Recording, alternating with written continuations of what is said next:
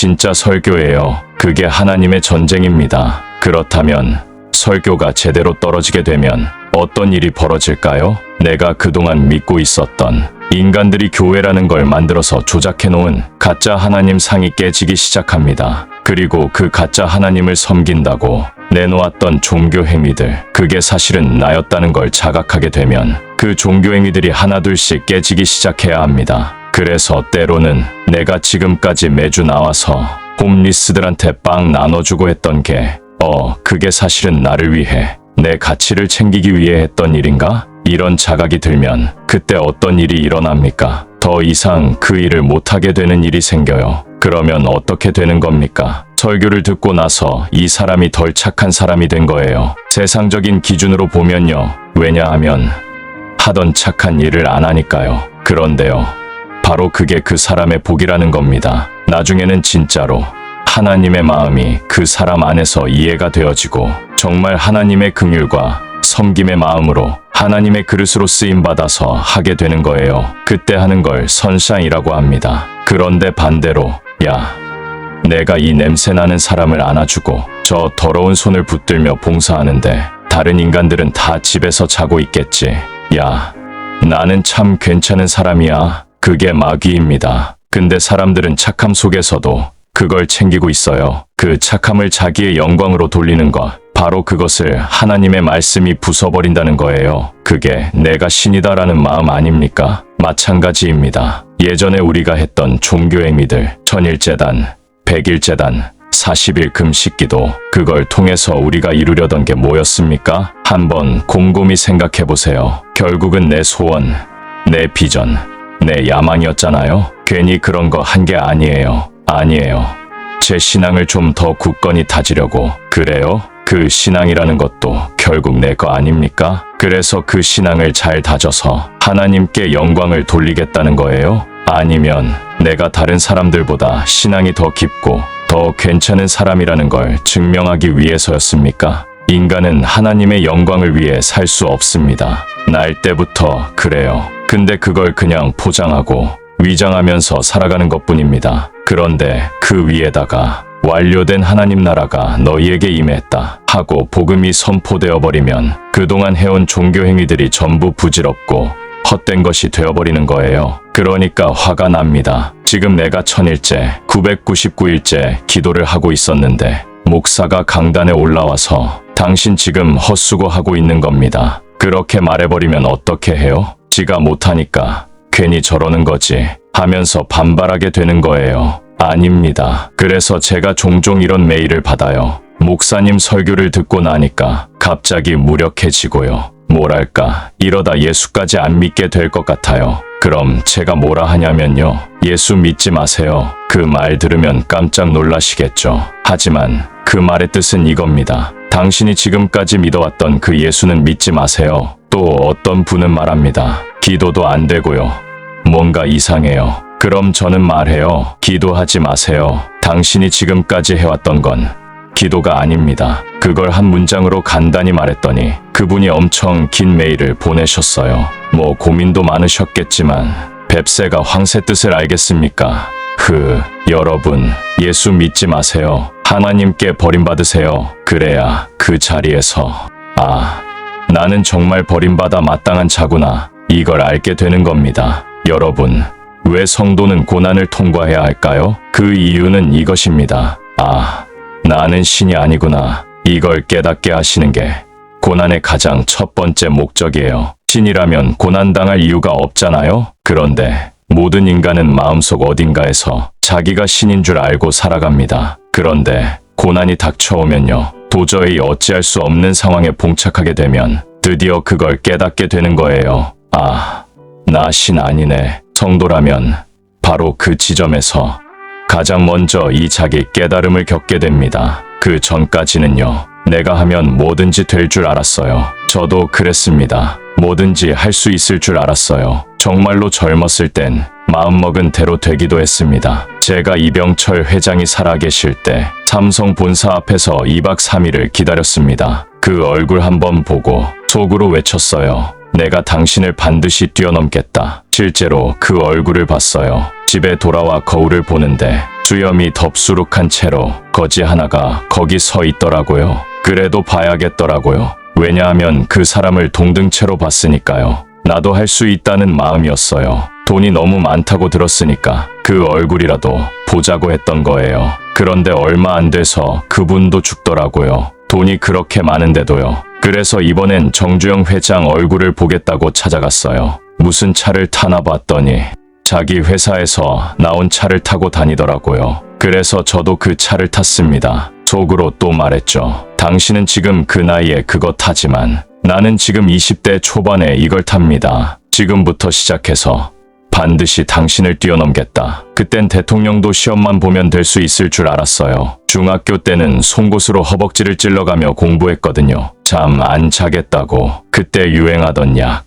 타이밍 아시죠? 잠 안 오는 약. 그걸 요만큼 쌓아놓고 일주일 동안 잠 안 자고 공부했어요. 그렇게 독하게 살던 저를 하나님이 나락으로 밀어내시는데요. 처음엔 나도 못하는 게 있구나. 이걸 깨닫게 하셨어요. 점점 더 밑바닥으로 밀어내시더니 처음 미국에 갔을 때 제가 학력고사에서 영어 전부 맞았고 청와대 안에서 영어 시험을 보면 늘 상위 20% 안에 들었는데 미국에 와서는 햄버거 하나도 제대로 못 시켰습니다. 홀린, 오어 투고 이 말을 못 알아들어서 가게에 들어갔다가 몇 번이나 그냥 그대로 나왔어요. 이게 도대체 무슨 말이야? 한국에서는 한 번도 들어본 적 없는 말. 그러다 깨달았죠.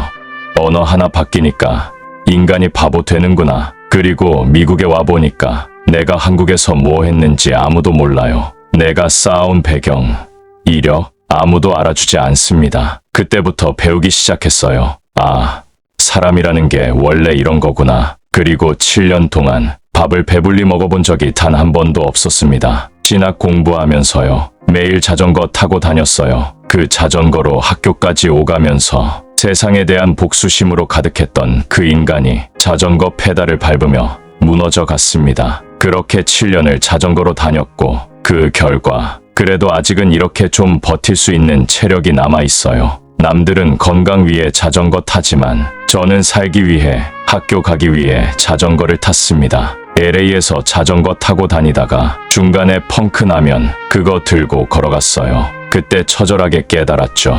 하나님이 상황만 조금 바꿔버리면 모든 인간은 그냥 쓰레기 되는구나. 정말 그렇게 되는구나. 여러분, 우리가 신앙생활을 하면서 하나님을 만나게 되면 가장 먼저 배우는 게 뭘까요? 바로 이것입니다. 하나님의 때가 있다는 거 본문에서 말씀하시잖아요. 때가 찼고 이게 무슨 뜻입니까? 하나님이 정해놓은 때가 있다는 거예요. 그건 곧 우리 인간은 아무것도 할 수 없다는 뜻입니다. 하나님이 정하신 때에 하나님이 보내신 분이 오셔서 하나님 나라를 침노하신다는 거예요. 마태복음에서 예수님이 이렇게 말씀하셨죠. 천국은 침노를 당하나니 침노하는 자는 빼앗느니라. 여기서 침노하다는 헬라어 동사가 디포넌트레퍼는 동사입니다. 겉모습은 수동형이지만 능동의 의미로 해석되는 특별한 동사죠. 이 말은 결국 우리가 천국을 침노하는 게 아니라 천국이 우리를 침노해 들어온다는 뜻입니다. 무슨 말일까요? 예수 믿으면 고난도 통과해야 되고 싫어요. 싫어요 해도 하나님 나라는 그냥 뚫고 들어온다는 겁니다. 마치 38선을 무너뜨리듯. 그리고 그 순간부터 우리는 망하기 시작하는 거예요. 무슨 뜻입니까? 옛사람의 나라가 무너져 간다는 뜻입니다. 강한 자가 침노하면 그 대상은 무너질 수밖에 없어요. 예수님도 그러셨죠? 강한 자를 더 강한 자가 와서 결박하고 그의 소유를 늑탈하느니라. 이게 바로 구원입니다. 우리는 결박당한 자가 되는 거예요. 이게 출애굽기 14장에서 모세가 말한 너희는 가만히 있어 라는 말씀과 같은 의미입니다. 요한복음 마지막 부분에서도 예수님은 이렇게 말씀하셨어요. 내가 내 허리에 띠 띄우고 원하지 않는 곳으로 너를 끌고 가겠다. 왜 그렇게까지 말씀하시냐고요? 우리가 원하는 방향은 전부 틀렸기 때문입니다. 하나님이 주도권을 쥐고 가시겠다는 거예요. 그래서 우리는 때로 여기선 무조건 탈출해야 해 라고 생각해도 하나님이 그 자리에 심어두시면 움직일 수가 없는 겁니다. 나는 뭐든지 할 수 있었는데 왜 지금 이 자리에 있지? 왜 6개월째 놀고 있지? 거기에서 배우는 거예요. 그 자리에서 깨닫게 하시는 겁니다. 그러니 여러분, 세상의 가치에 너무 목매지 마세요. 예수님께서도 말씀하셨잖아요. 솔로몬의 영광도 들풀 하나만 못하다. 솔로몬은 그 시대, 아니, 전 세계에서 가장 부자였습니다. 그가 입은 옷은 최고로 아름답고 고급스러웠습니다. 그런데 예수님은 들꽃도 아닌 들풀이 더 낫다고 말씀하세요. 왜 그렇죠? 하나님이 입히시는 들풀, 겉으로 보기엔 당연히 솔로몬의 영광이 더 화려하죠. 그러나 하나님이 간섭하셔서 만들어내신 삶의 결과, 그게 진짜 영광이라는 겁니다. 그런데 우리는 늘 겉모습, 인간이 정해놓은 가치 기준으로 영광을 판단해요. 그래서 들풀은 짓밟히는 것이고 솔로몬의 영광은 우리의 로망이 되는 거예요. 심지어 교회마저도 그 솔로몬의 영광을 하나님이 도우신 것처럼 말합니다. 그게 거짓말입니다. 수정교회 보셨죠?